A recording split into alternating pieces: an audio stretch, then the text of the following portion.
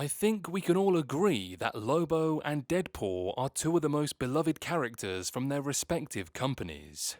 Even when DC doesn't know what to do with him, Lobo remains one of their most entertaining characters. Meanwhile, Deadpool plays a big part in keeping the lights on over at Marvel, both on screen and on panel. Their bombastic personalities are why I'm such a fan of both. That in mind, one thing needs to be said. Lobo is just the original version of Deadpool. Before you start ripping me to shreds, I'd like you to hear me out first. This isn't a slight against any character or their fans because again, I'm a fan of both, nor is the comparison meant to take anything away from Deadpool, but it's worth an honest side-by-side appraisal of the characters. More than anything, the comparison hopes to highlight that as popular as Deadpool is today, Lobo deserves the same respective push from DC. Deadpool made his first appearance under the Marvel banner in 1990's The New Mutants number 98, while Lobo made his DC Comics debut in 1983's Omega Men number 3. Honestly, I feel like the fact that Lobo predates Deadpool by almost a decade is enough to prove my point about Lobo being a better version of Deadpool. Everything Deadpool is about, Lobo wrote the book on, so to speak, and a closer analysis of their similarities emphasizes that. Let's start by taking a look at their respective powers. Both men are expert marksmen and have an accelerated healing factor. However, this is where Lobo first has an edge. Lobo's healing factor is the best the DC roster has to offer. While the same can be said for Deadpool over at Marvel, there's been too many instances where Deadpool's healing factor has been known to be reverse engineered to beat him.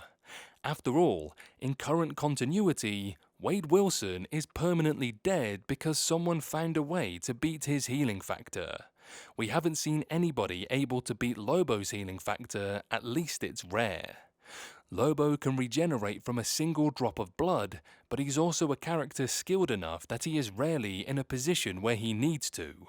His super strength is enough to rival Superman's, making him a major DC powerhouse.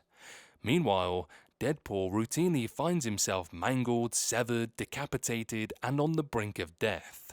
Sure, the way he's able to meet death like it's a monster of the week in practically every issue is an endearing quality about Deadpool which I love as much as the next reader, but it costs him his credibility as a fighter. In a sense, that also makes Lobo a better assassin given that he can do his job without the need for his powers. More importantly, Lobo is a lot more sinister than Deadpool is. Both fill out the snarky anti-hero box impressively well, but Deadpool has leaned almost too far into being a comedian over his past couple of decades. Don't get me wrong, I find Deadpool to be funnier of the two, but again, credible isn't intimidating or credible. Lobo manages to maintain his sarcastic, often self-referential sense of humor while still being outright terrifying in his approach.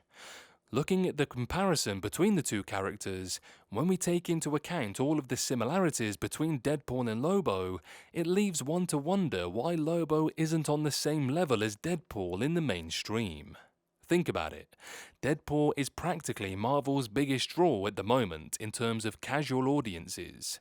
He has his ongoing comic series, a trilogy of movies, and since joining the Marvel Cinematic Universe, he's become the new face of the MCU as he's placed front and center of all Disney Plus and Marvel movie posters. I mean, he is Marvel Jesus.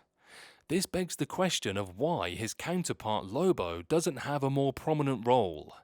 DC Comics just kickstarted its highly publicized Absolute Universe and its new all-in era for its main continuity, and as of writing this, Lobo is nowhere to be found in either universe.